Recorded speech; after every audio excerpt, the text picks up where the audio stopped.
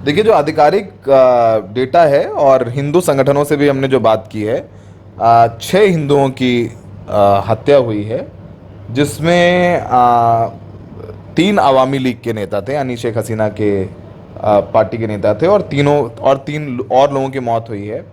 वैसे ये लोग कह रहे हैं कि आपसी रंजिश के तहत हुआ है। ढाका में एक मंदिर पर अटैक किया था, और ढाका के बाहर कई मंदिरों पर या कुछ घरों पर लूटपाट की घटनाएं सामने आई हैं, पर व्यापक तौर पर ऐसा नहीं है। नहीं, लेकिन ये जो ये जो तस्वीरें आई, दिखाया जा रहा है कि नहीं वहाँ हिंदू सुरक्षित नहीं है, वहाँ तो सड़क पर, ऐसा कुछ भी नहीं है। बड़ी धूमधाम जन्माष्टमी मनाई गई।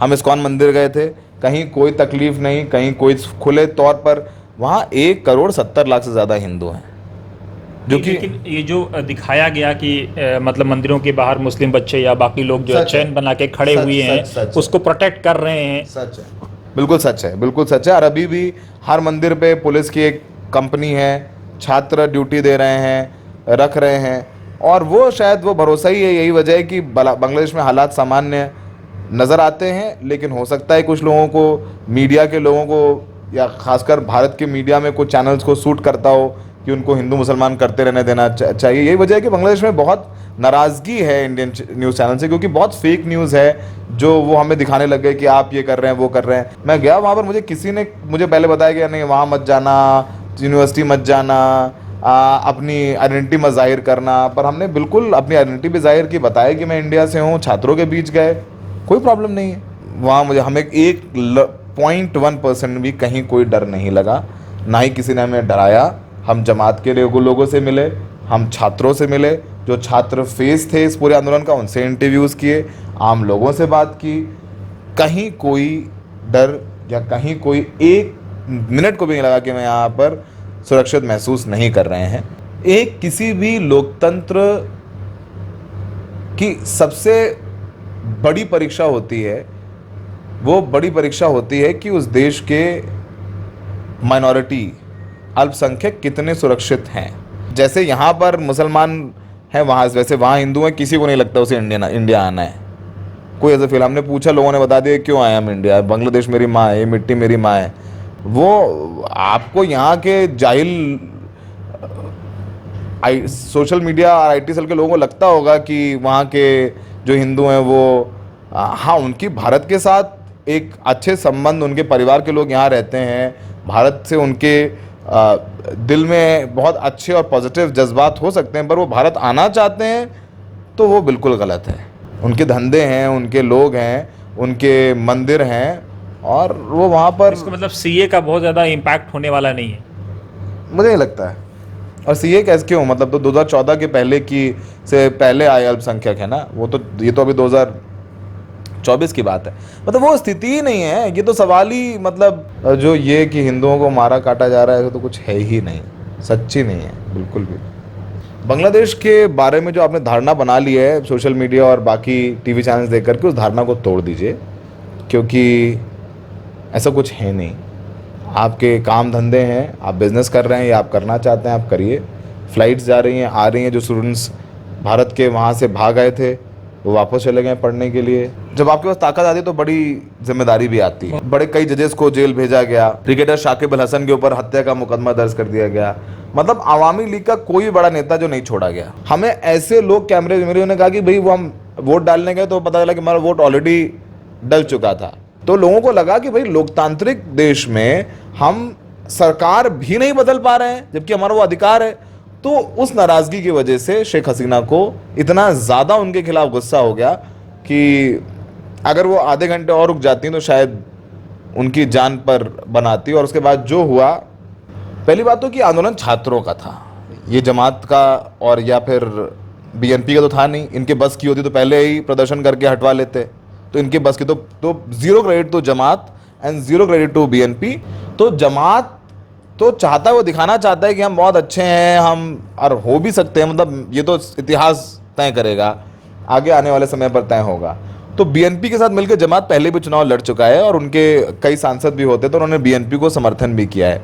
तो मुझे लगता है जमात का एक बहुत इंपॉर्टेंट रोल रहा होगा। जमात के प्रमुख जो वहाँ की माइनॉरिटीज़ जो हिंदू हैं, उनमें भी भरोसा पैदा करने के लिए मंदिरों में भी गए।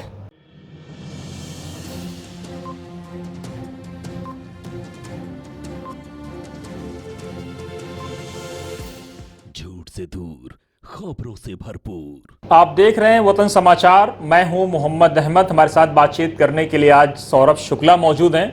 सौरभ शुक्ला अभी बांग्लादेश से लौटे हैं और वहां पर ग्राउंड पे आपने ढाका में देखा है जो कुछ बांग्लादेश में अगस्त के शुरुआती दिनों में जो कुछ हुआ और उसके बाद जिस तरह से वहां पे सरकार बदली, बल्कि ये कहा जाए कि जो मौजूदा जो गवर्नमेंट थी उसको देश छोड़ करके भागना पड़ा। वहाँ के जो प्राइम मिनिस्टर थी, वो परिस्थितियाँ कैसे बदली, क्या कुछ हुआ, कैसे उस मोमेंट के पीछे कौन लोग थे, वो बच्चे कैसे सड़क पर आए और उनके क्या अगरादो मकासद थे, उसके कारण क्या थे, सौरभ से हम समझने की कोशिश करेंगे। सौरभ, आप बांग्लादेश गए और बांग्लादेश पे आपको क्या लगा कि ज़मीन में ये जो इतना बड़ा रिवोल्यूशन आया, और ये परंपरा सिर्फ बांग्लादेश में नहीं है, अरब कई देशों से होती हुई बांग्लादेश तक पहुंची है, तो आपको क्या लगता है कि मतलब ये कैसे शुरुआत हुई और वहाँ पे लोगों ने क्या कहा आपको? अहमद भाई, इसकी शुरुआत तो आपको याद होगा इजिप्ट से हुई थी, मिस्र से। और उसे तहरीर स्क्वायर का रेवोल्यूशन कहते हैं, तहरीर स्क्वायर प्रोटेस्ट, और फिर तहरीर स्क्वायर रेवोल्यूशन फिर लीबिया में भी हुआ और अब बांग्लादेश में भी हमने ये देखा है। देखिए, बांग्लादेश में सबसे बड़ी वजह तो देखिए, एक तो होती है तात्कालिक वजह, मतलब तुरंत जो सबसे नज़दीकी वजह, जिसे हिंदी में एक लफ्ज़ तात्कालिक कहते हैं, एक तो वो वजह है। वो वजह ये हुई कि बांग्लादेश की नौकरियों में जो मुक्ति वाहिनी, जो वो फोर्स बनी थी जो बांग्लादेश को आज़ाद करवाने के लिए बनी थी 1971 में, जिन्होंने बांग्लादेश की आज़ादी की लड़ाई लड़ी, उनको तो आरक्षण मिला, उनके बेटों को मिला, उनके पोतों को भी, मतलब उनके थर्ड जनरेशन को भी आरक्षण दे रहे थे। तो उसके खिलाफ ये छात्रों का प्रोटेस्ट शुरू हुआ। और जब छात्रों का प्रोटेस्ट शुरू हुआ तो वो पहले छात्रों का प्रोटेस्ट था रिजर्वेशन को लेकर के, लेकिन जिस बर्बरता के साथ उनका ये पूरा प्रोटेस्ट दबाने की कोशिश की गई, और आप देखेंगे जब से शेख हसीना आई 2008-2009 से सत्ता में, उसके बाद से बांग्लादेश में कोई बड़ा प्रदर्शन उन्होंने होने नहीं दिया। और आपको पता ही है कि अपोजिशन की सबसे बड़ी नेता खालिदा जिया खुद जेल में थी, हाउस अरेस्ट थी, उनके बेटे फरार थे, उनके परिवार के और जो दूसरे बड़े बीएनपी नेता थे या तो वो जेल में या तो विदेश में। तो ऑपोजिशन लेस एक सरकार थी, सिस्टम था जो वहाँ चल रहा था। जब छात्र प्रदर्शन करने आए तो उन्होंने बल का प्रयोग किया।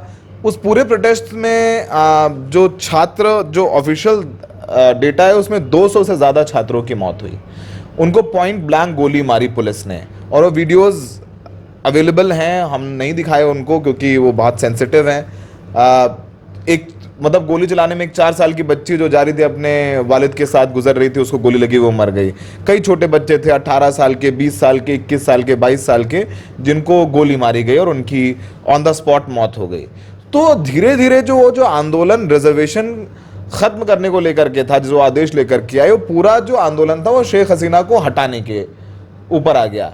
जब हालात इतने बेकाबू हो गए कि 4 अगस्त को सिर्फ 100 से ज़्यादा लोगों, जिसमें छात्र, सिविल सोसाइटी के लोग थे, जब उनकी गोली मार के हत्या कर दी गई और आंदोलन और उग्र होता गया, तो आर्मी को बुला लिया शेख हसीना ने। आर्मी ने कहा कि भाई हम अपने लोगों पर गोली नहीं चला सकते, क्योंकि माहौल इतना ज़्यादा ख़राब हो गया, क्योंकि जो गोली जिसको मारी जा रही है वो किसी का बेटा, भाई, और उसको पता है कि भाई मेरा भाई या मेरा भतीजा जो प्रोटेस्ट करने गया वो शांतिपूर्ण तरीके से प्रोटेस्ट कर रहा है, वो आतंकवादी तो है नहीं। अब उन बच्चों को रजाकार कहा गया। रजाकार मतलब ट्रेटर, मतलब दगाबाज, देशद्रोही। तो शेख हसीना ने कहा कि ये सब रजाकार है, देशद्रोही हैं। तो जब शेख हसीना ने उनको बार बार देशद्रोही करके उनके प्रोटेस्ट को और उन प्रदर्शनकारियों को डिस्क्रेडिट करने की कोशिश की, तो उन्होंने ओन अप कर लिया। तो बोला ना कि हम, अगर आपको लगता है हम रजाकार है तो फिर हम हैं रजाकार। तो वो वैसे इंडियन मीडिया में देखो, ये कहा जा रहा है, ये दिखाया गया कई जगह, बिना रेफरेंस के वायरल किया गया कि नहीं ये देखो अपने को रजाकार कह रहे हैं। दूसरा कॉन्टेक्स्ट ये था कि शेख हसीना ने उनको रजाकार कहा। लेकिन सौरभ, क्या आपको नहीं लगता है कि जो हमारे देश में एक परंपरा चली पिछले 10 सालों में कि किसी भी बात पे किसी को आतंकवादी कह देना, देशद्रोह कह देना, पाकिस्तानी कह देना, तो क्या शेख हसीना ने इसी चीज़ को वहाँ पे इम्प्लीमेंट करने की कोशिश की? नहीं, ये शेख हसीना नहीं, आप पूरे वर्ल्ड में चले जाएं, आप ज़्यादातर सरकारें ऐसे ही करती हैं भाई। प्रधानमंत्री या किसी सत्ता में मौजूद मंत्री को, नेता को क्रिटिसाइज करने का मतलब देश को क्रिटिसाइज करना नहीं होता है। तो सुप्रीम कोर्ट भी कह चुका है हमारा। ठीक है, ये सुप्रीम कोर्ट ने कहा है कि भाई प्रधानमंत्री को अगर आप आलोचना कर रहे हैं तो देश के खिलाफ नहीं है उसका मतलब, तो ये एक धारणा बनाने की कोशिश की जाती है। बहरहाल वो होता रहा है, वो अमेरिका में भी होता रहा है, वो बहुत सारे देशों में होता रहा है, मतलब ये नई बात नहीं जो शेख हसीना कर रही है, हमारे देश में भी जो जिसका उदाहरण आपने दिया ये बहुत आम है। तो देश और पेट्रियोटिज्म एक ढाल की तरह नेता इस्तेमाल करते हैं।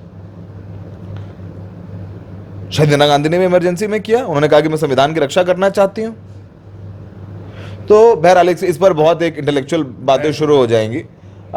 तो शेख हसीना ने भी वो किया और बच्चों ने वो ओन कर लिया कि हम हैं रजाकार। तो बस, और उससे पहले जो, अब देखिए ये तो तात्कालिक कारण था, और जो बड़ा कारण ये था कि लोगों को उनके लोकतांत्रिक, सबसे बड़े लोकतांत्रिक अधिकार, वो है वोट का अधिकार, उससे पिछले 2 चुनावों से उनको वंचित किया जा रहा था। हमें ऐसे लोग कैमरे ने कहा कि भाई वो हम वोट डालने गए तो पता चला कि हमारा वोट ऑलरेडी डल चुका था। मिडनाइट पिछले इस बार चुनाव में हम सबको पता है ऑपोजिशन थी ही नहीं, बिना ऑपोजिशन के चुनाव हुआ, ऑपोजिशन को जेल में डाल दिया गया, बिना ऑपोजिशन का चुनाव हुआ। और बांग्लादेश में जब चुनाव हो रहा था उसको कवर करने के लिए किसी फॉरेन जर्नलिस्ट को वीजा नहीं दिया गया, क्योंकि वो नहीं चाहते थे कि अगर फॉरेन जर्नलिस्ट जाएगा तो दिखाएगा, बताएगा कि भाई यहाँ तो ऑपोजिशन है ही नहीं। तो 2 बार से चुनाव फेयर नहीं हुए, तो लोगों को लगा कि भाई लोकतांत्रिक देश में हम सरकार भी नहीं बदल पा रहे हैं जबकि हमारा वो अधिकार है। तो उस नाराजगी की वजह से शेख हसीना को इतना ज्यादा उनके खिलाफ गुस्सा हो गया कि अगर वो आधे घंटे और रुक जाती तो शायद उनकी जान पर बनाती, और उसके बाद जो हुआ वो जाहिर सी बात है बहुत अनफॉर्चुनेट है। लेकिन सौरभ, अब शेख हसीना हमारे देश में आई और हमारे देश ने उनको संरक्षण दिया, लेकिन इसके बाद अब जिस तरह से बांग्लादेश की जो सरकार है, यहाँ की जो इंटरिम गवर्नमेंट है, या जो बांग्लादेश की जमात इस्लामी है, या और आपने जिन लोगों से बात की, सब यही चाहते हैं कि भारत उनको उनके देश के हवाले करे। बांग्लादेश, शेख हसीना पे कई सारे मुकदमे भी हो चुके हैं। तो उस चीज़ को आप कैसे देखते हैं? डिप्लोमेटिक रिलेशन में या बायलैटरल रिलेशन में ये क्या दूरगामी इसके परिणाम होंगे? देखिए, अभी तक आधिकारिक तौर पर मोहम्मद यूनुस की जो अंतरिम सरकार चल रही है, उन्होंने आधिकारिक तौर पर शेख हसीना को सौंपने की मांग नहीं की है। आधिकारिक तौर पर उनके नेता नीचे कुछ भी कह रहे हों, लेकिन बांग्लादेश की सरकार ने अभी तक हमारी सरकार को ये नहीं कहा है कि आप शेख हसीना को हमें सौंपिए, और हमारे और बांग्लादेश के प्रत्यर्पण संधि भी है। तो ये तो बात हो गई कि सौंपने ना सौंपने की बात तो वो सरकार तय करेगी, और अभी तक आधिकारिक तौर पर मांगा नहीं गया शेख हसीना। शेख हसीना जब आई तो उनको रिसीव करने हमारे NSA गए अजीत डोभाल, और जब अजीत डोभाल खुद शेख हसीना को रिसीव करने गए, उनसे मिलने गए, तो संदेश साफ है। ऐसा नहीं कि शेख हसीना पहली बार भारत में पनाह ले रही हैं, पहले भी वो पनाह ले चुकी हैं। शेख हसीना की बेटी दिल्ली में रहती हैं, वो वर्ल्ड हेल्थ ऑर्गेनाइजेशन के लिए काम करती हैं। अब वो बहुत डिप्लोमेटिक बात है, 2 देशों के बीच के संबंधों की बात है, और वहाँ भी जो इंटेलेक्चुअल क्लास है उनको भी लगता है कि भारत के बिना बांग्लादेश में ऐसा नहीं है कि मतलब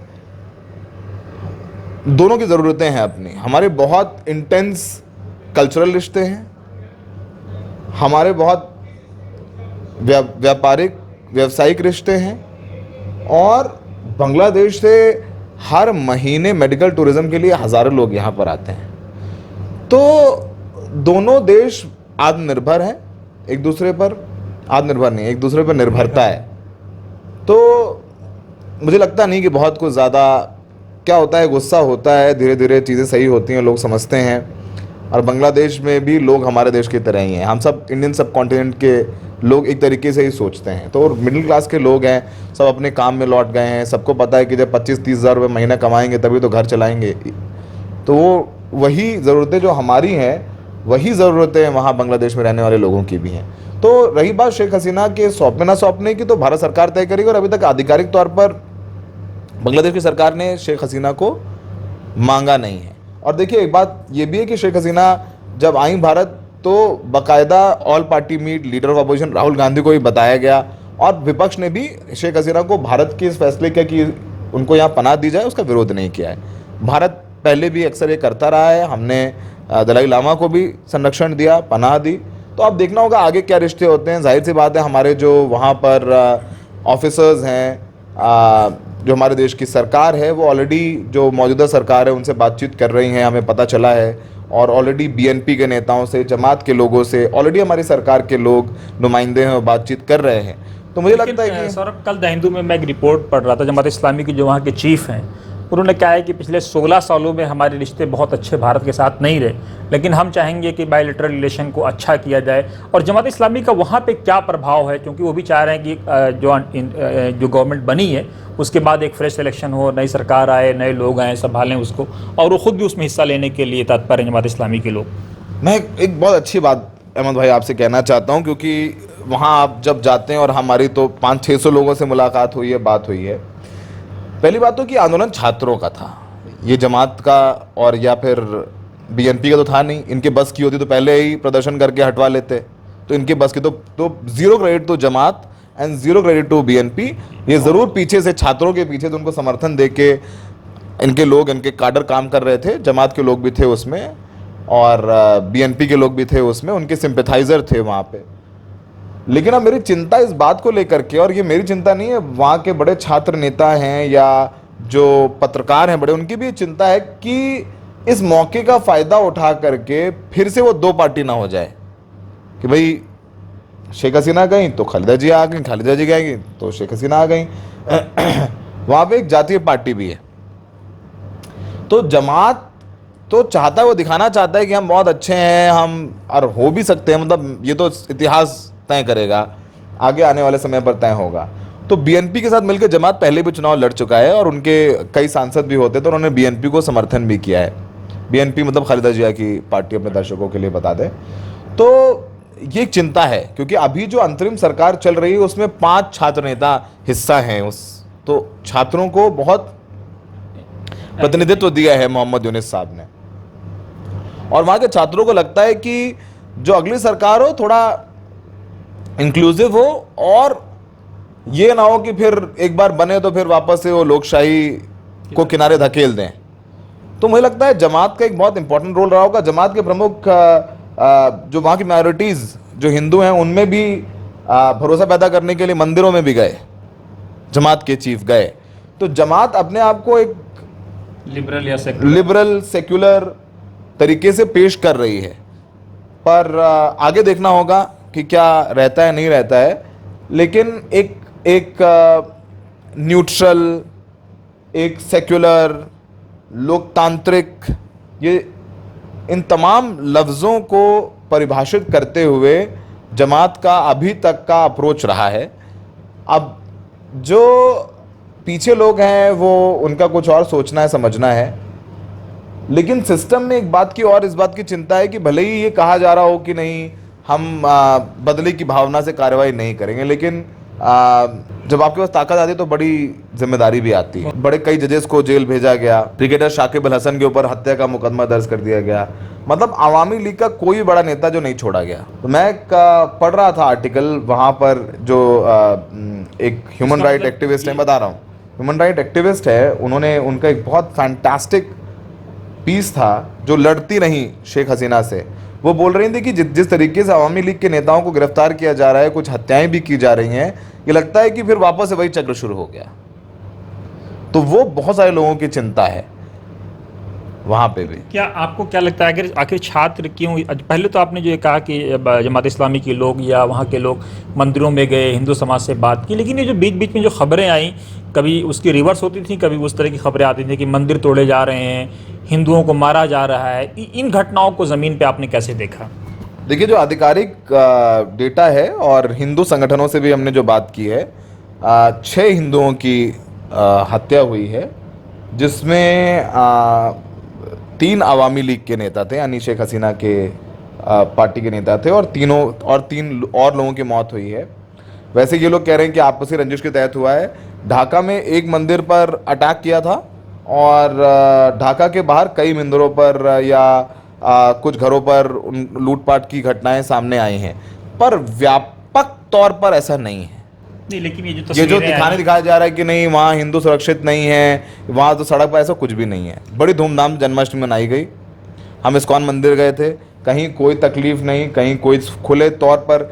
वहाँ 1 करोड़ 70 लाख से ज़्यादा हिंदू हैं, जो कि लेकिन ये जो दिखाया गया कि मतलब मंदिरों के बाहर मुस्लिम बच्चे या बाकी लोग जो सच है। चैन बना के खड़े सच- हुए हैं सच- सच है। उसको प्रोटेक्ट कर रहे हैं। सच है, बिल्कुल सच है, बिल्कुल सच है। और अभी भी हर मंदिर पे पुलिस की एक कंपनी है, छात्र ड्यूटी दे रहे हैं, रख रहे हैं, और वो शायद वो भरोसा ही है, यही वजह है कि बांग्लादेश में हालात सामान्य नज़र आते हैं। लेकिन हो सकता है कुछ लोगों को, मीडिया के लोगों को, या खासकर भारत के मीडिया में कुछ चैनल्स को सूट करता हो कि उनको हिंदू मुसलमान करते रहने देना चाहिए। यही वजह है कि बांग्लादेश में बहुत नाराज़गी है इंडियन न्यूज़ चैनल से, क्योंकि बहुत फेक न्यूज़ है जो वो हमें दिखाने लग गए कि आप ये कर रहे हैं, वो कर रहे हैं। मैं एक भारतीय हूँ, एक भारतीय पत्रकार हूँ, एक हिंदू हूँ। मैं गया वहाँ पर, मुझे किसी ने मुझे पहले बताया कि नहीं वहाँ मत जाना, यूनिवर्सिटी मत जाना, अपनी आइडेंटिटी मत जाहिर करना। पर हमने बिल्कुल अपनी आइडेंटिटी भी जाहिर की, बताया कि मैं इंडिया से हूँ, छात्रों के बीच गए, कोई प्रॉब्लम नहीं है। नहीं सौरभ, जिस तरह आप खुल के ज़मीन पे वहाँ छात्रों से बात कर रहे थे, वो बोतल वाला छात्र दिखा रहे थे कि चीज़ को दिखा रहे थे और आपसे खुल के बात कर रहे थे, तो ऐसा नहीं लग रहा था कि आप अपनों के बीच में ही कोई ऐसी बात कर रहे हैं और अपनों से कुछ समझना चाह रहे हैं? नहीं, अपनों से क्या, मैं जर्नलिस्ट हूँ और वो मेरा काम है लोगों से उनसे बात निकालना। अपने तो पत्रकार के लिए तो कोई होता ही नहीं है अपना। पत्रकार के लिए सबसे इंपॉर्टेंट होती है वो स्टोरी, और वो स्टोरी कितनी अपने का बेहतर मतलब कि आप वहाँ पे तरीके से। सेफ महसूस कर रहे हैं और जो आपको डराया जा मुझे मुझे कोई मतलब बिल्कुल safe, I thought as safe as I feel anywhere. मतलब वहाँ मुझे हमें 1.1% भी कहीं कोई डर नहीं लगा, ना ही किसी ने हमें डराया। हम जमात के लोगों से मिले, हम छात्रों से मिले, जो छात्र फेस थे इस पूरे आंदोलन का, उनसे इंटरव्यूज़ किए, आम लोगों से बात की। कहीं कोई डर या कहीं कोई एक मिनट को भी नहीं लगा कि मैं यहाँ पर सुरक्षित महसूस नहीं कर रहे हैं। ना हमें लगा, ना हमारे सहयोगी जो गए थे, हमारे प्रोड्यूसर, उनको लगा। कोई प्रॉब्लम नहीं है। तो अंतरिम सरकार का भविष्य आप क्या देख रहे हैं वहाँ पर? बहुत कुछ करना है उनको। पहली बात तो एक किसी भी लोकतंत्र की सबसे बड़ी परीक्षा होती है, वो बड़ी परीक्षा होती है कि उस देश के माइनॉरिटी, अल्पसंख्यक कितने सुरक्षित हैं, सुरक्षित हैं, और वो कितना सुरक्षित महसूस करते हैं। हाँ, ये एक बात सच है कि वहाँ के अल्पसंख्यकों के जहन में है कि आगे क्या होगा, ये एक चीज़ है। और जैसे यहाँ पर मुसलमान हैं, वहाँ वैसे वहाँ हिंदू हैं, किसी को नहीं लगता उसे इंडिया आना है। कोई ऐसा फील, हमने पूछा, लोगों ने बता दिया क्यों आए हम इंडिया, बांग्लादेश मेरी माँ है, ये मिट्टी मेरी माँ है। और हज़ारों हिंदुओं ने बांग्लादेश की आज़ादी के लिए अपने खून दिए हैं। तो उस मिट्टी में जैसे इस मिट्टी में मुसलमानों का खून है हिंदुओं के साथ, वैसे उस मिट्टी में मुसलमानों के साथ हिंदुओं का भी खून है। वो आपको यहाँ के जाहिल सोशल मीडिया और आईटी सेल के लोगों को लगता होगा कि वहाँ के जो हिंदू हैं वो हाँ, उनकी भारत के साथ एक अच्छे संबंध, उनके परिवार के लोग यहाँ रहते हैं, भारत से उनके दिल में बहुत अच्छे और पॉजिटिव जज्बात हो सकते हैं, पर वो भारत आना चाहते हैं तो वो बिल्कुल गलत है। उनके धंधे हैं, उनके लोग हैं, उनके मंदिर हैं, और वो वहाँ पर, इसका मतलब सीए का बहुत ज़्यादा इम्पैक्ट होने वाला नहीं है, मुझे नहीं लगता है। और सीए कैसे क्यों, मतलब तो 2014 के पहले की से पहले आए अल्पसंख्यक है ना, वो तो, ये तो अभी 2024 की बात है। मतलब वो स्थिति ही नहीं है, ये तो सवाल ही, मतलब अच्छा, इकॉनमी को क्या क्या देखा आपने भारत की और बांग्लादेश की इकॉनमी, ढाका की इकॉनमी को कैसे आप देख रहे हैं? उनके यहाँ टेक्सटाइल बहुत, अब आप यूरोप में जाइए, अब गैप का कुछ लीजिए, लवाइस का लीजिए, आप और हम लुई फिलिप पहने हुए हैं, या आप ज़ारा हो, यूएसपीए हो, आप इनके कपड़े खरीदिए, इंडिया में खरीदिए या वर्ल्ड में खरीदिए, आपको लिखा होगा मेड इन बांग्लादेश। तो बांग्लादेश की इकॉनमी जो जीडीपी रेट है वो काफ़ी अच्छा है। तुलना के तौर पर पैचेस में ठीक है, पर ढाका का सबसे बड़ी प्रॉब्लम वहाँ का ट्रैफिक, फ्लाईओवर्स या ट्रैफिक लाइट्स नहीं है, फ्लाईओवर्स नहीं है। और किसी भी देश की अर्थव्यवस्था को और तेज़ी पकड़ने के लिए सड़कें बहुत इंपॉर्टेंट है, जो वहाँ पर एक ज़रूर चैलेंज नज़र आता है। बट बांग्लादेश में लोग प्रोग्रेसिव हैं, और अच्छा लगा कि बंगाल की संस्कृति है। मुझे लगा कलकत्ता, मतलब वेस्ट बंगाल के एक बड़े शहर में है, हाँ वही कल्चर है, वही भाषा है, वही खाना पीना है, वही अप्रोच है, महिलाओं की अच्छी खासी भागीदारी है। वहाँ शेख हसीना और दो महिलाओं के बीच ही सत्ता रही है, तो समझ लीजिए कि तो महिलाओं से जो एक किसी भी इस्लामिक कंट्री में से लगता है ना कि महिलाओं के अधिकारों का, तो वहाँ वो नहीं है। वहाँ मुझे लगता है कि जैसे हम वेस्ट बंगाल में देखते हैं थोड़ा फीमेल डोमिनेंस है, तो वो बंगाल में भी थोड़ा समझ में आता है, बहुत विजिबल है कि वहाँ पर महिलाओं का अच्छा खासा दखल है हर जगह, और वो प्रोग्रेसिव नज़र आती हैं और लोग प्रोग्रेसिव नज़र आते हैं। एक आखिरी सवाल सौरभ, जिस तरह से आप देख रहे हैं कि इस पूरी दुनिया में स्टूडेंट का या डिक्टेटरशिप के खिलाफ छात्र जिस तरह से निकल रहे हैं, चाहे वो आपने दो इस्लामिक देशों की और फिर बांग्लादेश की बात की, और तानाशाही को लेकर की, कहीं ना कहीं आपको नहीं लगता कि तानाशाही के खिलाफ या डिक्टेटरशिप के खिलाफ अब ज़्यादा दिन चलने वाली नहीं है, बल्कि लोकशाही की तरफ ही आपको लौटना होगा? देखना होगा कि किसी भी देश में उनके छात्र कितना मजबूत हैं या कितनी दम है उनमें। बांग्लादेश ने प्रूव किया, और वही है ना कि आप किसी भी लोकतांत्रिक देश में किसी से प्रदर्शन का अधिकार नहीं छीन सकते। अगर आप प्रदर्शन का अधिकार छीन रहे हैं तो फिर आप लोकतांत्रिक नहीं हैं, और कहीं ना कहीं सुनो और लेटर वो सामने आ जाता है। तो मुझे लगता है कि अब छात्र समझ रहे हैं, छात्र पढ़ रहे हैं, और वो सीख लेते हैं। अब वहाँ पर छात्रों ने आंदोलन में तमाम तरीके के क्रांतिकारी गाने हैं वो इंडिया के तमाम छात्र आंदोलनों से लिए। तो धर्म का अफीम कोई वैसा आपने देखा वहाँ पे? धर्मांध तो जैसे हिंदुस्तान में वहाँ धर्म के अंधे वहाँ भी हैं, बिल्कुल हैं, धर्म के अंधे मिले हमें वहाँ मिले, लेकिन जैसे हम हैं आम हिंदू हैं वैसे वहाँ आम मुसलमान हैं। तो मुझे लगता है कि ऐसा कोई धर्म का, और जो ये कि हिंदुओं को मारा काटा जा रहा है, तो कुछ है ही नहीं, सच्ची नहीं है बिल्कुल भी। कोई और ऐसी चीज़ जो आप हमारे दर्शकों से शेयर करना चाहें ग्राउंड पर, जो आपने देखा हो?